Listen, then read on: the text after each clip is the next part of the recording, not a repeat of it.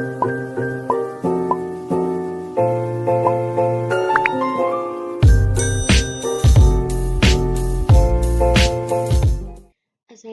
warahmatullahi wabarakatuh. Kami dari kelompok 8 akan mempresentasikan hasil diskusi kami yang berjudul Akuntansi untuk Pensiun dan Imbalan Pasca Kerja. Nah, sebelum masuk kepada materi, maka alangkah baiknya kami memperkenalkan diri kami terlebih dahulu. Yang pertama, ada Diba Amelia Rawani, kemudian saya sendiri, Dwi Fadila Apriliana Zebua, dan yang terakhir ada Dwi Shalani. Nah, sebelum masuk kepada materi-materi tadi, di sini saya akan membacakan abstrak terlebih dahulu, yaitu laporan ini merupakan hasil penelitian yang menggambarkan seberapa besar pemahaman perusahaan dalam melakukan proses pelaporan akuntansi untuk dana pensiun dan imbalan pasca kerja. Latar belakang dalam penelitian ini adalah melakukan perbandingan antara perbedaan dari akuntansi untuk program pensiun, pemberi kerja, dan akuntansi untuk dana pensiun yang dilakukan oleh perusahaan. Metode penelitian yang digunakan adalah metode kualitatif komparatif, di mana metode ini menjelaskan penelitian pendidikan yang membandingkan suatu objek dengan objek lain. Hasil penelitian yang penulis lakukan menunjukkan bahwasanya perusahaan atau pemberi kerja adalah organisasi yang mensponsori program pensiun. Ini menimbulkan biaya dan memberikan kontribusi ke dana pensiun. Dana atau program adalah badan yang menerima iuran dari pemberi kerja, mengelola aset pensiun, dan melakukan pembayaran manfaat kepada penerima pensiun atau karyawan pensiunan. Berikutnya, kita masuk pada materi yang pertama, yaitu pengertian pensiun dan imbalan pasca kerja. Nah, teman-teman pasti bertanya-tanya, apa itu pensiun? Apa itu program pensiun? Nah, di sini program pensiun adalah sebuah program yang dimana pada program ini majikan atau sang pemberi kerja atau perusahaan memberikan manfaat atau pembayaran kepada karyawan atau pegawainya setelah mereka pensiun atau setelah masa kerja mereka itu habis. Untuk jasa yang telah mereka lakukan atau jasa yang telah mereka berikan kepada pemberi kerja atau kepada perusahaan selama mereka masih bekerja di perusahaan atau kepada si pemberi kerja tersebut. Nah, program pensiun ini juga dapat diartikan sebagai perjanjian yang menetapkan bahwa pemberi kerja memberikan tunjangan kepada karyawan setelah mereka pensiun atas jasa-jasa yang telah mereka berikan selama mereka itu masih bekerja atau selama masa kerja mereka. Nah, yang berikutnya ada imbalan pasca kerja. Nah, imbalan pasca kerja ini adalah imbalan kerja yang terutang setelah pekerja menyelesaikan masa kerjanya atau setelah si karyawan tersebut pensiun. Nah, imbalan kerja tersebut dapat berupa tunjangan pensiun atau imbalan pasca kerja lainnya seperti asuransi dan perawatan kesehatan pasca kerja. Nah, di sini ada materi kedua, yaitu akuntansi untuk program pensiun. Nah, ya bagian yang pertama di sini adalah pelaporan rencana pensiun dalam laporan keuangan. Bagian A yaitu beban pensiun. Nah, beban pensiun atau biaya jasa dan bunga bersih ini mempengaruhi laba bersih dan dilaporkan dalam laporan laba rugi komprehensif. Kemudian yang kedua ada keuntungan dan kerugian pengukuran ulang. Nah, keuntungan dan kerugian aset dan liabilitas diakui dalam penghasilan komprehensif lain. Yang ketiga ada pengakuan status dana bersih dari program pensiun. Perusahaan harus mengakui dalam laporan ke posisi keuangan status kelebihan dana pada aset pensiun atau kekurangan dana pada kewajiban pensiun dari program pensiun manfaat pasti mereka. Yang keempat, ada klasifikasi aset pensiun atau kewajiban pensiun. IASB tidak menunjukkan apakah perusahaan harus membedakan bagian lancar dan tidak lancar dari aset dan kewajiban yang timbul dari manfaat. Dan kewajiban yang timbul dari manfaat pensiun tadi. Nah, untuk tujuan pekerjaan rumah, asumsikan bahwa tidak ada bagian dari aset pensiun yang dilaporkan sebagai aset lancar. Selisih lebih nilai wajar aset program atas kewajiban imbalan pasti ini diklasifikasikan sebagai aset tidak lancar. Baik, demikian penjelasan dari saya. Materi selanjutnya akan dijelaskan oleh teman saya.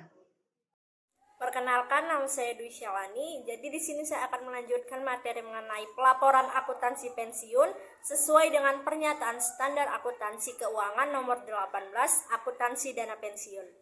Jadi pelaporan akuntansi pensiun itu dibagi menjadi 8. Yang pertama itu ada laporan keuangan dana pensiun.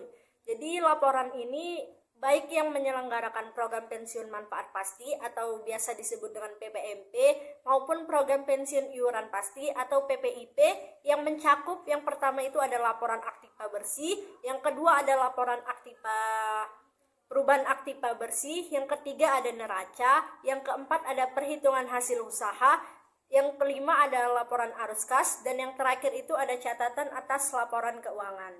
Nah, yang kedua itu ada laporan aktiva bersih. Jadi laporan ini tujuannya itu untuk memberikan informasi tentang jumlah aktiva bersih yang tersedia untuk membayar kewajiban manfaat pensiun kepada peserta pada tanggal laporan. Jadi total seluruh aktiva dana pensiun itu tidak termasuk piutang, lalu yang belum jatuh tempo. Dikurangi seluruh kewajiban kecuali kewajiban aktuaria. Jadi ini menunjukkan jumlah aktiva bersih yang tersedia untuk manfaat pensiun pada tanggal laporan. Nah, yang ketiga itu ada laporan perubahan aktiva bersih. Laporan ini berisi informasi tentang perubahan atas jumlah aktiva bersih yang tersedia untuk manfaat pensiun, serta menguraikan penyebab perubahan tersebut yang diperinci atas pertambahan atau pengurangan yang terjadi selama satu periode tertentu. Nah, yang keempat itu ada neraca. Neraca itu perhitungan hasil usaha dan laporan arus kas. Yang kelima ada penilaian aktiva dana pensiun. Keenam ada pengungkapan. Ketujuh ada masa transisi. Dan kedelapan ada hak tanggal efektif.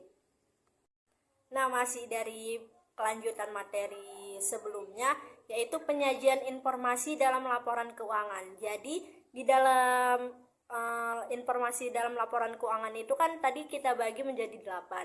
Nah, yang pertama itu ada laporan aktiva bersih. Jadi di dalam laporan aktiva bersih itu berisi yang pertama itu adalah nilai aktiva pada akhir periode dengan klasifikasi yang tepat. Dan yang kedua ada dasar penilaian aktiva, dan ketiga ada investasi sesuai dengan rincian jumlah investasi menurut jenisnya, dan yang keempat ada kewajiban selain daripada kewajiban aktuaria.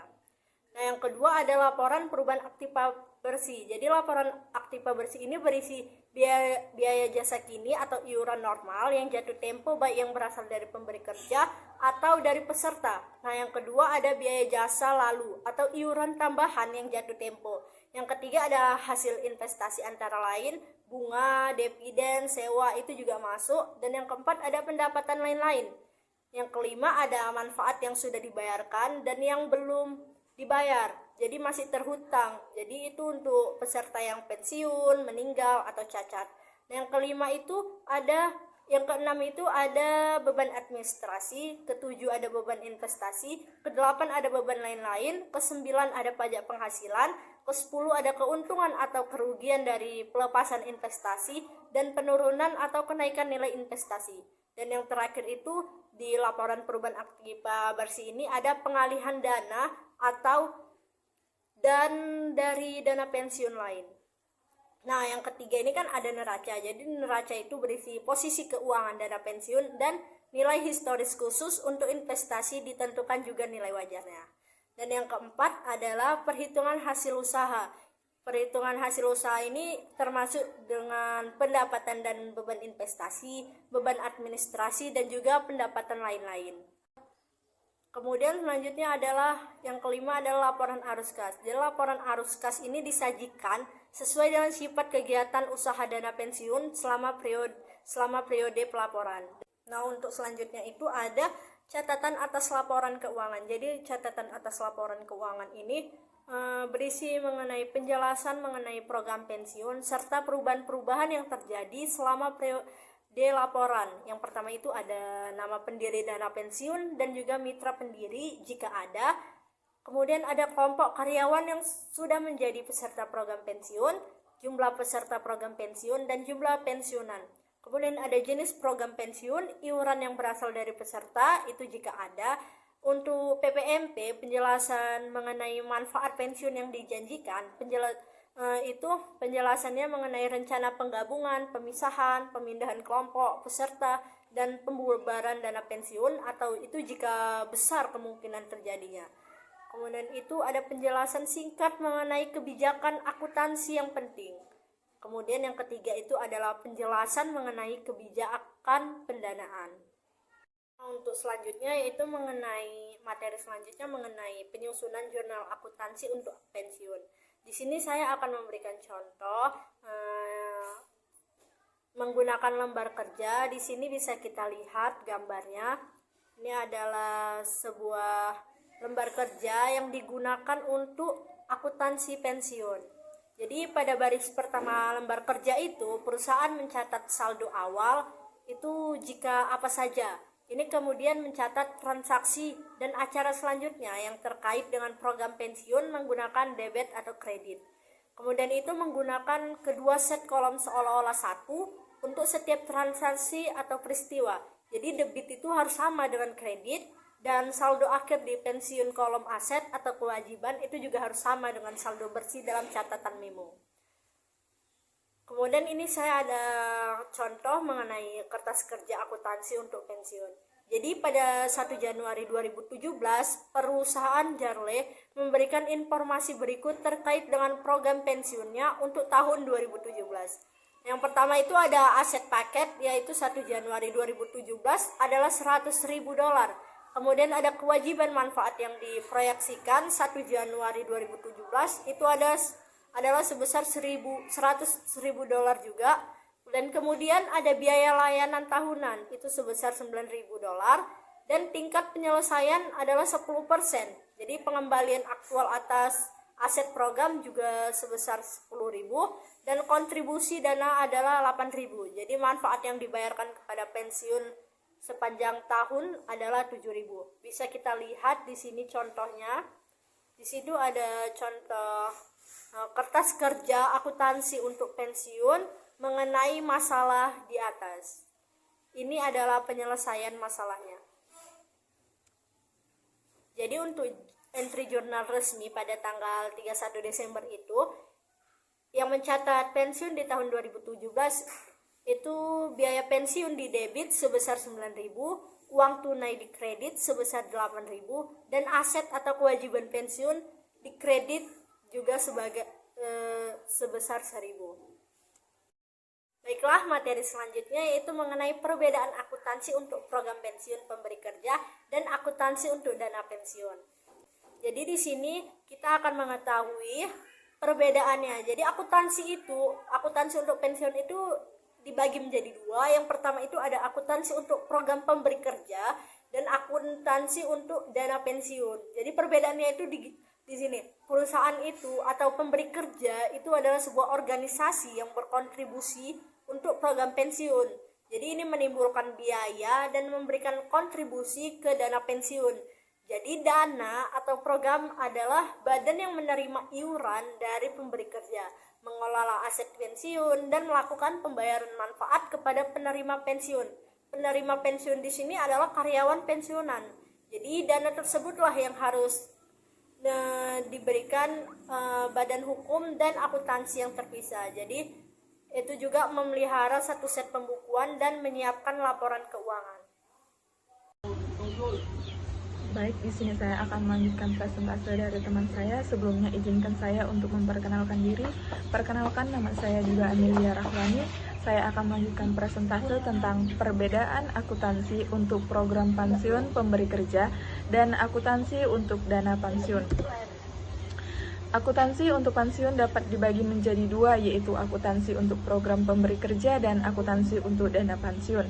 Adapun perbedaan dari keduanya ialah perusahaan atau pemberi kerja adalah organisasi yang mensponsori program pensiun. Ini menimbulkan biaya dan memberikan kontribusi ke dana pensiun.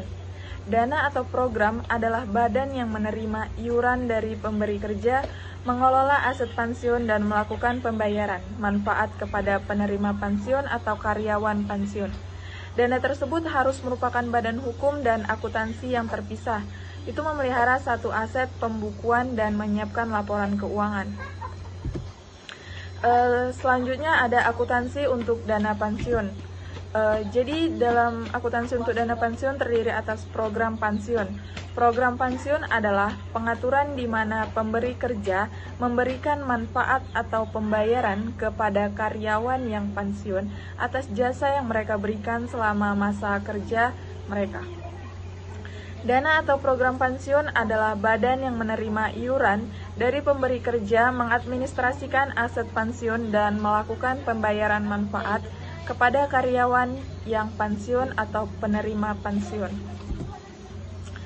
Selain itu ada juga jenis-jenis kewajiban pensiun terdiri atas 3. Yang pertama berdasarkan pada tunjangan yang dijamin sepenuhnya kepada karyawan. Kemudian yang kedua ada berdasarkan perhitungan jumlah kompensasi yang ditangguhkan pada seluruh tahun masa kerja yang dijalani karyawan setelah mengikuti program-program baik yang terjamin maupun yang tidak terjamin dengan menggunakan tingkat gaji yang berlaku sekarang. Ukuran kewajiban ini disebut akumulasi kewajiban tunjangan. Nah, yang terakhir ada berdasarkan penghitungan jumlah kompensasi yang ditangguhkan atas masa kerja, terjamin, tidak terjamin, dan menggunakan gaji masa depan. Ukuran kewajiban ini disebut proyeksi kewajiban tunjangan. Nah, selanjutnya ada persyaratan dalam laporan keuangan. Yang pertama ada pengakuan status pendanaan neto dari program pensiun. Jadi perusahaan harus mengakui laporan posisi keuangan sebagai status pendanaan terlalu tinggi atau aset pensiun atau terlalu rendah yaitu liabilitas pensiun atas program pensiun imbalan pasti.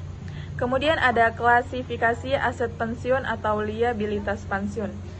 Jadi IASB tidak menunjukkan apakah perusahaan harus membedakan antara bagian lancar dan tidak lancar atas aset dan liabilitas yang timbul dari imbalan pensiun. Kemudian ada agregasi program pensiun. Dewan mengambil posisi bahwa pada umumnya program pensiun itu tidak harus digabungkan.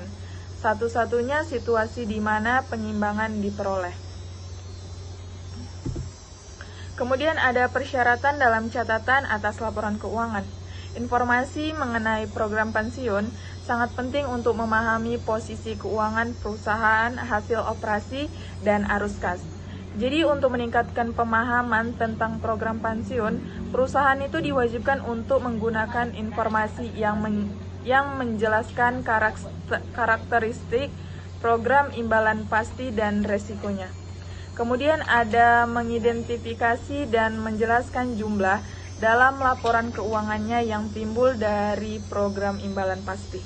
Nah, yang terakhir itu harus menggambarkan bagaimana program imbalan pasti dapat mempengaruhi jumlah waktu dan ketidakpastian arus kas masa depan perusahaan. Nah, selanjutnya itu ada imbalan pasca kerja atau PSAK 24.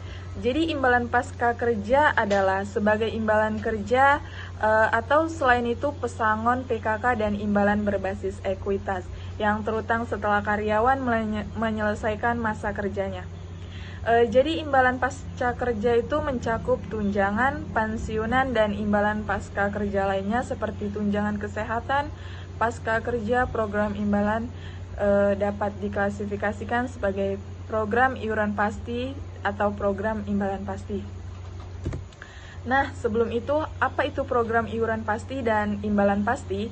Jadi, program iuran pasti itu adalah program di mana imbalan pasca kerja yang mewajibkan perusahaan membayar sejumlah iuran tertentu kepada entitas atau dana yang terpisah sehingga perusahaan tidak memiliki hukum atau kewajiban konstruktif untuk membayar iuran lebih lanjut jika entitas tersebut tidak memiliki aset yang cukup untuk membayar seluruh imbalan pasca kerja. Nah, kemudian ada program imbalan pasti. Jadi program imbalan pasti ini adalah program imbalan pasca kerja yang bukan merupakan program iuran pasti pada dasarnya. Program imbalan pasti menyediakan imbalan yang dijanjikan kepada karyawan di akhir masa kerja dan perusahaan harus memastikan telah membayar cukup iuran untuk memenuhi beban imbalan yang ditentukan dalam program itu. Kemudian syarat PSAK 24 program imbalan. Yang pertama itu terdiri atas kebijakan akuntansi perusahaan dalam mengakui keuntungan atau kerugian aktuaria. Yang kedua itu ada rekonsiliasi saldo awal dan saldo akhir, nilai kini kewajiban imbalan pasti. Kemudian yang ketiga itu ada analisis terhadap nilai kini kewajiban imbalan pasti yang seluruhnya atau sebagian didanai dan kewajiban imbalan pasti seluruhnya atau sebagian didanai. Kemudian ada yang keempat itu rekonsiliasi saldo awal dan saldo akhir, nilai wajar setiap aset program serta saldo awal dan saldo akhir, semua hak pengganti yang diakui sebagai aset. Kemudian ada penjelasan tentang dasar yang digunakan untuk menentukan keseluruhan tingkat hasil aset termasuk pengaruh kelompok utama aset program. Yang terakhir ada asumsi aktuarial utama yang digunakan per tanggal pelaporan. Baik, materi selanjutnya akan dilanjutkan oleh teman saya. Terima kasih. Baik, dari keseluruhan materi yang telah saya dan teman-teman saya jelaskan tadi, dapat ditarik kesimpulan bahwasanya program pensiun atau pensiun plan ini adalah pengaturan di mana pemberi kerja atau perusahaan memberikan imbalan berupa pembayaran kepada pensiunan karyawan atas jasa yang telah mereka berikan selama masa kerja mereka. Nah, akuntansi pensiun ini juga dapat dibagi dan diperlakukan secara terpisah antara akuntansi untuk memberi kerja dan akuntansi untuk dana pensiun. Dana atau program pensiun adalah entitas yang menerima iuran dari pemberi kerja, mengelola aset pensiun, dan melakukan pembayaran atas imbalan kepada pensiunan karyawan atau penerima pensiun. Nah, demikian hasil pemaparan materi kami tentang akuntansi untuk pensiun dan imbalan pasca kerja. Jika ada kesalahan dan kesilapan selama kami menjelaskan materi, kami mohon maaf. Sekian dari kami, terima kasih.